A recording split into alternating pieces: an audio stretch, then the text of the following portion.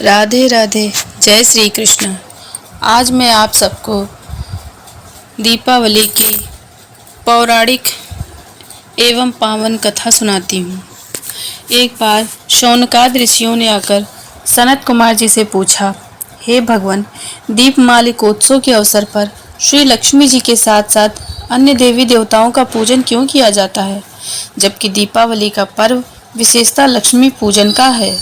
ऋषियों की इस शंका को सुनकर सनत कुमार जी कहने लगे, हे ऋषियों, समय पाकर जब दैत्यराज बलि ने अपने भुज बल से अनेक देवताओं को बंदी बना लिया, तो कार्तिक अमावस्या के दिन स्वयं विष्णु भगवान ने वामन रूप धारण करके उसे बांध लिया और समस्त बंदी बनाए गए देवताओं को कारागार से मुक्त करा दिया। कारागार से मुक्त होकर सभी प्रमुख देवों ने क्षीर सागर में लक्ष्मी सहित विश्राम किया। इसी कारण दीपावली के दिन लक्ष्मी पूजन के साथ अन्य देवताओं के पूजन व शयन की व्यवस्था करनी चाहिए। ऐसा करने से लक्ष्मी अन्य देवताओं के साथ वहीं पर विश्राम करेंगी। लक्ष्मी जी तथा देवताओं के शयन के लिए सैया बिछानी चाहिए कि जिसको किसी प्राणी के लिए प्रयोग ना किया गया हो, उस पर सुंदर नवीन वस्त्र व चादर बिछाकर तकिया व रजाई आदि लगा दे। तत्पश्चात सुगंधित कमल पुष्प भी सैया पर बिछाएं, क्योंकि लक्ष्मी जी का निवास प्रायः कमल में रहता है। हे ऋषियों, इस प्रकार विधि पूर्वक श्रद्धा युक्त होकर देवताओं व भगवती लक्ष्मी के पूजन से वह स्थायी निवास करती हैं। भगवती लक्ष्मी जी के भोग के लिए गाय का दूध का खोया बना, उसमें मिश्री, लौंग, कपूर एवं इलायचियाँ सुगंधित द्रव्य मिलाकर मोदक बनाने चाहिए। ऋषियों ने पुनः प्रश्न किया है, भगवान, राजा बलि ने लक्ष्मी जी व देवताओं को अपने वश में कर लिया था, तो फिर लक्ष्मी ने उसका त्याग कब किया? सनत कुमार जी ने उत्तर दिया, हे ऋषियों, एक बार जब देवराज इंद्र से भयभीत होकर राजा बलि कहीं जा छिपा, तो इंद्र ने उसे ढूंढने का प्रयत्न किया। ढूंढते ढूंढते इंद्र ने देखा कि बलि एक खाली घर में गधे का रूप धारण कर समय व्यतीत कर रहा है। इंद्र के वहां पहुंचने पर बलि से उसकी बातचीत होने लगी। बलि ने इंद्र को तत्व ज्ञान का उपदेश देते हुए काल समय की महत्ता समझाई। देवराज इंद्र और दैत्यराज बलि में बातचीत चल रही थी कि उसी समय दैत्यराज के शरीर से अत्यंत दिव्य रूप वाली स्त्री निकली।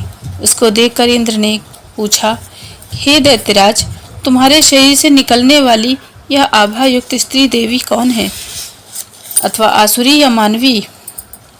राजा बलि ने उत्तर दिया, राजन, ये देवी हैं, ना आसुरी हैं ना मानवी हैं। यदि तुम इनके संबंध में अधिक जानना चाहते हो तो फिर इसी से पूछो। मंद मंद मुस्कुराती हुई यह शक्ति रूपा स्त्री बोली, हे देवेंद्र, मुझे ना तो दैत्यराज प्रहलाद के पुत्र विरोचन ही जानते हैं और ना तो उनके पुत्र ये बलि ही। शास्त्रवेत्ता मुझे दुष्यः, भृति और लक्ष्मी के नाम से पुकारते हैं, परंतु तुम तथा अन्य देवगण मुझे भली प्रकार नहीं पहचानते। इंद्र ने प्रश्न किया, हे देवी, जब इतने देर काल तक दैत्यराज में निवास किया, तो फिर अब उनमें ऐसा कौन सा दोष उत्पन्न हो गया जो इनका परित्याग कर रही हो? साथ ही ये भी बताने की कृपा कीजिए कि आपने मुझ में ऐसा कौन सा गुण देखा जो आप मेरी ओर अग्रसर हो रही हो? लक्ष्मी जी ने उत्तर दिया, हे आर्य, मैं जिस स्थान पर निवास कर रही हूँ, उस स्थान से मुझे धाता विधाता नहीं हटा सकता, क्योंकि मैं सदैव समय के प्रभाव से एक को त्याग कर दूसरे के पास जाती हूँ। इसलिए मेरा तुमसे कहना है कि तुम बलि का अनादर ना करते हुए आदर की दृष्टि से उसका सम्मान करो। इंद्र ने पूछा, देवी, कृपा कर ये बताइए कि अब आप असुरों के पास क्यों नहीं रहना चाहती? लक्ष्मी जी बोली, मैं उस स्थान पर रहती हूँ जहाँ सत्य, दान, व्रत, तप, पराक्रम तथा धर्म रहते हैं। इस समय आसुर इससे परामुख हो गए हैं। पूर्व समय में यह सत्यवादी, जितेंद्री तथा ब्राह्मणों के हितैषी थे, परंतु अब ये ब्राह्मणों से द्वेष करने लगे हैं, जूठे हाथों से घी छूते हैं और अभक्ष्य भोजन करते हैं। साथ ही धर्म की मर्यादा तोड़कर विभिन्न प्रकार के मनमाने आचरण करते हैं। पहले ये उपवास एवं तप करते थे, प्रतिदिन प्रातःकाल सूर्योदय से पूर्व जागते थे तथा यथा समय सोते थे, परंतु अब ये देर से जागते तथा आधी रात के बाद सोते हैं। पूर्व काल में ये दिन में शयन नहीं करते थे। दीन दुखियों, अनाथ, वृद्ध, रोगी तथा शक्तिहीनों को नहीं सताते थे और उनके अन्न आदि से हर प्रकार की सहायता करते थे। पहले ये गुरुजनों के आज्ञाकारी तथा सभी काम समय पर किया करते थे। उत्तम भोजन बनाकर केवल अकेले ही नहीं खाते थे, वरन दूसरों को भी देकर बाद में स्वयं खाते थे। प्राणी मात्र को समान समझते हुए सरलता, चतुरता, सौहार्द, उत्साह, निरहंकार, सत्य, क्षमा, दया, दान, तप एवं वाणी में सरलता आदि सभी गुण विद्यमान थे। मित्रों से प्रेम व्यवहार करते थे, परंतु अब इनमें क्रोध की मात्रा अधिक बढ़ गई है। साथ ही आलस्य, निद्रा, अप्रसन्नता, असंतोष, कामुकता तथा विवेकहीनता आदि दुर्गुणों की एकता बढ़ गई है। अब इनकी सभी बातें नियम विरुद्ध होने लगी। बड़े बूढ़ों का सम्मान व आज्ञा का पालन ना कर उनका अनादर करते हैं। गुरुजनों के आने पर आसन छोड़कर खड़े नहीं होते। संतान का शास्त्रोक्त विधि से भली प्रकार पालन पोषण नहीं करते। इन सब कारणों से शरीर व चेहरे की कांति क्षीण हो रही है। पर स्त्री गमन और स्त्री हरण, जुआ, शराब, चोरी आदि दुर्गुण अधिक आ जाने के कारण इनकी धार्मिक आस्था कम हो गई। अतः हे देवराज इंद्र, मैंने निश्चय किया कि अब इनके घर में मैं वास नहीं करूंगी। इसी कारण मैं दैत्यों का परित्याग कर अब तुम्हारी ओर आ रही हूँ। इसलिए तुम प्रसन्नतापूर्वक मुझे अंगीकार करो। मेरा जहाँ पर वास होगा वहाँ पर आशा, श्रद्धा, धृति, शांति, जय, क्षमा और विजित संगीत ये 8 देवियाँ भी निवास करेंगी। क्योंकि तुम देवों में अब धार्मिक भावना बढ़ गई है, इसलिए अब मैं तुम्हारे यहाँ ही निवास करूँगी।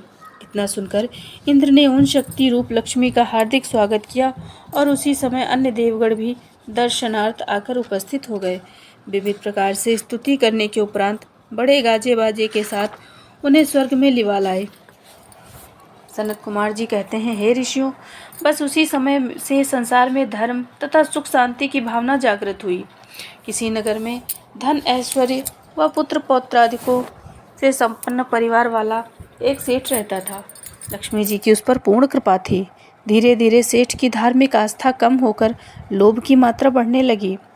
एक दिन स्वयं लक्ष्मी जी ने स्वप्न में सेठ को दर्शन देते हुए कहा कि सेठ, अब तक मेरी तेरे ऊपर पूर्ण कृपा रही, परंतु अब मैं तेरे यहाँ से जाना चाहती हूँ, इसलिए जो तेरी मांगने की इच्छा हो वह मांग ले। सेठ ने प्रार्थना की, हे देवी, मैं इस समय कुछ नहीं मांगना चाहता। प्रातःकाल अपने परिवार वालों से परामर्श करके जो कुछ मांगना होगा कल मांगूंगा। आप कृपा करके कल तक मेरे यहाँ और निवास करें। लक्ष्मी जी ने उसकी प्रार्थना स्वीकार कर ली और प्रातःकाल होते ही सेठ ने अपने समस्त परिवार को एकत्र करके स्वप्न का सब हाल सुनाया। परिवार वालों ने अपनी अपनी बुद्धि के अनुसार वर मांगने को कहा। किसी ने हीरे जवाहरात मांगने को, किसी ने भवन आदि मांगने की सलाह दी, परंतु सेठ के छोटे बेटे की बहू अत्यंत चतुर थी। उसने कहा, पिताजी, यदि लक्ष्मी जी हमारे यहाँ से जाना चाहती हैं तो फिर उनके अंगभूत हीरे जवाहरात व अन्य वस्तुएं किस प्रकार स्थिर रह सकेंगी। इसलिए मेरे विचार से आपके परिवार में आपस में प्रेम व्यवहार रहे, बस यही वरदान मांग ले। लेकिन वरदान रात्रि में मिलेगा। इससे पूर्व दिन में अभी से आप कुआं, बावड़ी, धर्मशाला, गौशाला, स्कूल व अनाथालय में अपनी संपत्ति व्यय करके पुण्य संचित कर लें, क्योंकि जब लक्ष्मी जी की कृपा न रहेगी तो फिर ये कृत्य ना हो सकेंगे। पुत्रवधू की बात सेठ को अच्छी लगी और उसने सायंकाल तक संपत्ति के आधे से अधिक भाग धार्मिक कार्यों में लगा दिया। जब रात्रि को लक्ष्मी जी ने दर्शन दिए तो सेठ ने इस प्रकार जीवन धार्मिक कृत्य करता हुआ धन धान्य से पूर्ण रहा। अंत में स्वर्ग को प्राप्त हुआ।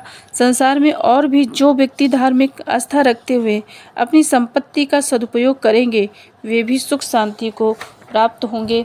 कहानी को ज़्यादा से ज़्यादा शेयर करें, लाइक करें, सब्सक्राइब करें और बने रहने के लिए आगे भी कमेंट करते रहें। राधे राधे। जय श्री कृष्ण।